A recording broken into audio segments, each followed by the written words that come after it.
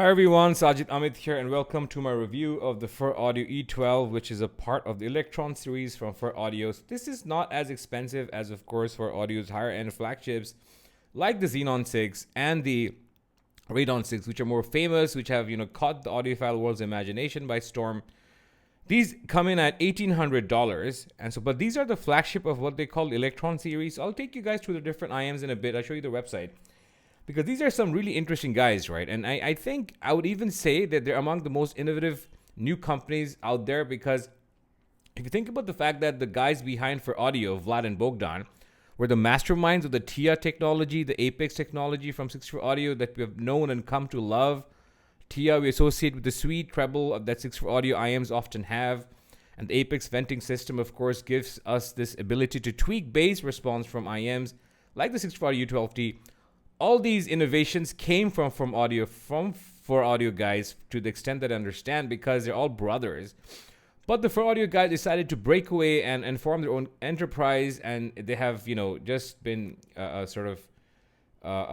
amazing since then, because they've come out with one winner after another. And this is a single dynamic driver. This has one 12mm single dynamic driver, which is just one of the most impactful dynamic drivers I've yet to come across.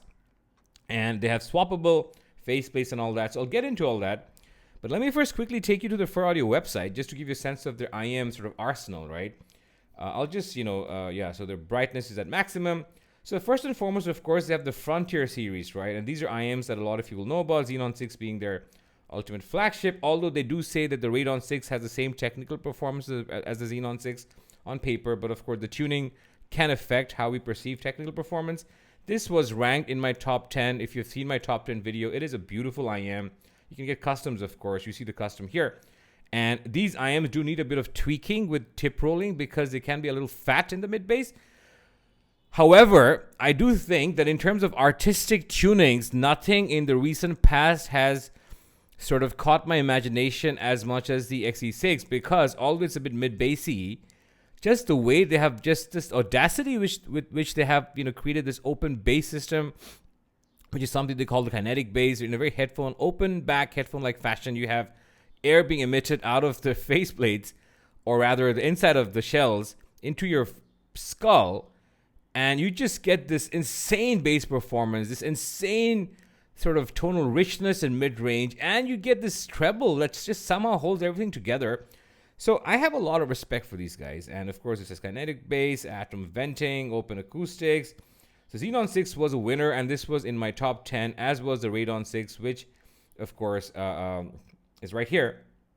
They say it's a limited edition, and it's slightly less expensive than the Xenon 6. A lot of people loved it. In fact, I think as per water cooler rankings, water cooler is a thread on Head5 that you're advised to check out if you're interested in these Summit 5 products.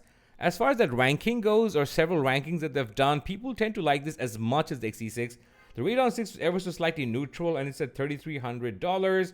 The Xenon 6 was, of course, close to $4,000 or $3,900. And now you have the Electron series, which is slightly more affordable, of course. I'm sorry, it's not, yeah. So it has a Swap X, electrodynamic, tactile bass, and atom venting, and flex canals is what they're saying. So this is the IM that I'm going to talk about, guys. It is an $1,800 IM. And it is pretty fantastic. Okay, I also do want to talk a bit about the frequency response of this IM, which you can see right here. But before I get into that, just to talk a bit about how I perceive this, and why it's special or not. But just to sort of give you the TLDR of this review, it is a very special IM. So first and foremost, these are not the custom faceplates. The custom faceplates are right here. I got these aftermarket faceplates, and they're super duper easy to take out. You don't need an instrument. I literally took them out with my fingertips, my fingernails, and I don't have really long nails either. So these were the original faceplates, which were quite pretty to start with. They had this sort of aquamarine sort of hue going on, with a bit of purple, in fact. And so this was very pretty. But then I got these faceplates, and I really like the red and blue contrast, especially these shades in particular, the shade of blue and the shade of red, with the gold accents from the logos, just makes them look very stunning. So you can take these faceplates out very easily. These faceplates cost $150 and you can get them from the website, so you can add a personalized sort of a customization if you wanted to. I have tried a whole bunch of tips with these guys because, as is the case with most IMs, and in particular for audio IMs, tips will make a massive difference to how you perceive the sound. So the FR, or the frequency response that you see here, is from the internet and will be subject to tip rolling. So please keep that in mind. I'll take you guys through how it performs with different tips. The cable is it was of great interest to me because I don't think I've ever, and I really mean ever, seen a cable of this quality as a stock cable. It is just friggin' fantastic. It's beautiful to look at. It's a silver cable, a copper-plated silver cable, and it's oxygen-free copper, and it's just beautiful. It doesn't have a lot of memory. It's pliable. It's ergonomic. It feels great to touch, and above all, it's comfortable, and it's just so beautiful to look at. So this cable is just an absolute winner, right? With branded connectors and what have you. So in terms of the overall accessorization and unboxing, it's pretty standard for Audio FiR. You get this rectangular box with this white sleeve, and then this box comes out, and you get, tips, of course. You get this carrying case that you get with all FiR audio IMs. This one is a nice one. It's made of pure leather. It's matte black, which I really like. It's a nice finish. It looks premium, and you get this little cloth thingy, and of course you get these tips, a cleaning tool. You get silicone tips, foam tips, and I've tried the stock tips, but I'm not a stock tips kind of a guy. So I tip rolled, and I decided that I like these IMs the best somehow. The FiR audio IMs really come alive with these Symbio foam tips. I'm not exactly sure what's going on, but the foam tips somehow, I mean, these ones are medium sized, right? So, and I really like the medium sized tips because although I use large with most IMs, these medium sized tips somehow break the seal with my ears, and I just get a very different kind of response. I still get a great bass response, don't get me wrong, but I get a very open response. I get a very spacious response. Also like the Pentagon Courier brass tips with these IMs because these have a way of making things sound even more dynamic. And in particular with these IMs, they don't need any assistance because they are very dynamic to sound with. So they don't need any assistance in sounding dynamic. But the way these actually work out, like in terms of their pairing or synergy, is that the Pentagon tips make these guys ever so slightly less energetic in the upper mids, while retaining the bass tactility and texture, and it somehow makes it sound slightly airier and perhaps ever so slightly less present in the lower treble. So this is a pretty fantastic combination with the Pentagon Courier tips that I want to highly recommend. So I did try a whole bunch of other tips, guys. I tried the Divinus Velvet tips, which I really like with Baroque Audio Jewels. I tried the Baroque tips from Elatech. I tried these generic Chi-Fi tips. I tried these Acustone tips. So overall, Acustune tips. Overall, I feel like all these tips work well. None of these tips will make it sound bad, but I have landed on these tips. So before I talk about technical performance, which I think it's extremely good at, I just want to take you guys through the frequency response of what it looks like or what it's supposed to look like. This is just an indication of what it can look like. So overall, guys, so as you can see from the blue line, it has a bass shelf. It has a pretty substantial bass all the way up to 200 hertz.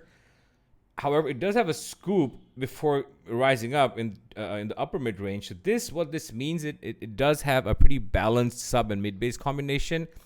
However, it's not as mid bassy as the Radon 6 and certainly not as mid bassy as the Xenon 6, and that means it's not as warm. And I wouldn't say it's cold in the bass, but it's just not as warm. You do get a very deep guttural sub bass. It's very tactile. You get the effect of, shovel hitting hard earth, that kind of a sub bass kick, which is pretty fantastic with rock and metal. It glides down pretty beautifully, and then there's a scoop, and then there's a rise. This upper mid is not obnoxious because if you see the where the upper mids peak out, it's almost at the same level as a bass. It doesn't make it very shouty. Although I personally don't perceive this upper mids to be as intrusive or protruding with most of the tips. However, with the stock silicone tips, I felt that the upper mids needed a bit of reining in. Hence this tip rolling sort of advice.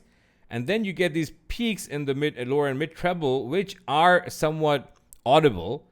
So it's not bright and peaky and harsh, but I do advise tip rolling to get the best out of this, because once I tip rolled, even with these Symbio tips, which can make things brighter often, somehow the balance of this whole performance, total performance, shifted so that I wasn't perceiving these peaks, and instead it was just one pretty well balanced, well rounded treble performance with more air than you see on this graph. Because on this graph you see this sort of mid treble performance or presence, and then a slight roll off and tapering down off the upper treble. But with these tips, I think you get a pretty balanced treble performance, which is important for me, because for me, I do want a bit of air and I do like a bit of mid treble, but it all has to be balanced. It doesn't stand out and sound shouty or peaky or bright or harsh. So that's basically where I'm at with these. And with these Pentagon Courier tips, you also get a pretty fantastic treble performance. So I feel like it works really well with metal, these tips, and you get a treble performance where you get a bunch of, a realism when it comes to cymbals crashing, or just sort of the attack of electric guitars, or just sort of the incisiveness that you want from certain instruments, while you get a spacious presentation, while you don't get brightness and fatigue. So tip rolling is a must, guys. And overall, this is slightly more, slightly less thicker sounding, slightly less thick than the Xenon 6 and the Radon 6, which are very famous. That's basically how I describe the total performance. However, technically, honestly speaking, this surpassed my expectations, because I haven't really heard a dynamic driver that at this price point that can resolve information at this level. This is just so resolving. I would just go out on a limb and say it's as resolving as the $3,000 Dita Perpetua, which have ranked 3 in my overall IM rankings last year. Of course, I feel the Dita Perpetua is better than this, because it is, of course, a $3,000 IM. The Dita Perpetua has a very unique way of presenting mid-range, a very rich, a saturated performance of mid-range, which I do think works really well with the overall tonal performance of the Dita Perpetua. But this, for $1,700 or $1,800, is a friggin' killer when it comes to resolution. It just slays with this resolution. I'm not exactly sure how the FiR Audio guys get this level of resolution at this price point with a single dynamic driver, but it does. It's just insane. It's just insane in this resolution. And staging is another area where I think this excels. It sounds wide, guys. It sounds wider than most single dynamic drivers do. Again, the Dita Perpetua is not a fair example, but if you compare this with any other IM in its price class, this sounds wider than the U12T. It's almost as resolving as the U12T. It's far more tactile and punchy and dynamic than the U12T. It's far less boring than the U12T. Its imaging is perhaps slightly better than the U12T, because the imaging is somehow aided by its treble performance, and it's just very distinct. And dynamics-wise, punch and slam-wise, it's just different level from the U12T. So, guys, would you buy this, and who should buy this? I feel like any one of you looking for a $2,000 contender should consider this. Especially if you like rock and metal, and especially if you like a bit of treble performance, you should definitely consider this. If you like your bass to be tactile and punchy, this could be your jam. I don't personally find anything offensive about this IM tonal performance. I don't particularly find anything that's boring about this either. So I just feel like this is somehow flying a bit under the radar, because this, in some senses, I think deserves a lot more love than it's getting. Like even the Final 8000, when it came out, which was single dynamic driver from Final Audio, I felt was getting slightly more hype. So this does deserve more attention, guys. If you are able to audition this at a Can Jam or what have you, at any gathering of friends or whatnot, do give this a listen, because it's a highly interesting IM. It could be a wonderful companion for the gym if you don't mind. If you like me, like carrying expensive stuff to the gym, it can be a wonderful companion when you're just lying down and listening, because this cable is just ever so slightly comfortable, ever so wonderfully comfortable, rather. This can be a wonderful IM to just rock out to, and especially if you like speakers, and speakers, and especially speakers that do bass well, you really like how palpable and tactile this bass sounds. It just hits you hard. And for that, I just give it, an A-tier performance is basically how I would conclude my video. So thank you for watching, guys. I hope this was useful. If this was, give this video a like. Follow my channel if you have not already. And I'll see you in my next one. Bye-bye.